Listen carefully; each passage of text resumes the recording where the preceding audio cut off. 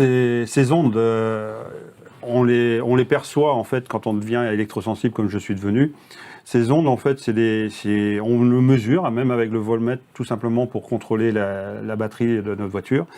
En piquant dans le sol, simplement, il y a du courant.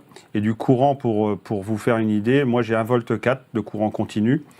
Bah, le sol est conducteur. Ouais. Donc en fait, c'est une surface, mais pas que chez moi, chez tous les agriculteurs qui sont impactés. En fait, on a des zones impactées. Il y a du courant dans le sol.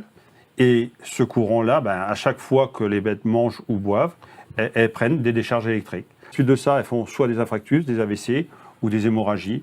Non, il n'y a pas d'oiseaux, il n'y a plus d'escargots, il y a des... C'est-à-dire que vous êtes un champ dans la nature, il n'y a aucune vie, zéro vie.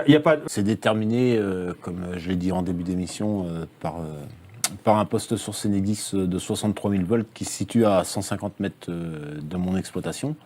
Donc j'ai plus d'animaux, ça se traduisait par... il n'y avait pas de consommation d'eau, plus de la moitié moins de ce qu'une bête devrait boire. Moi, mes prises de terre de mon bâtiment font antenne et donc absorbent l'électricité rejetée par Enedis.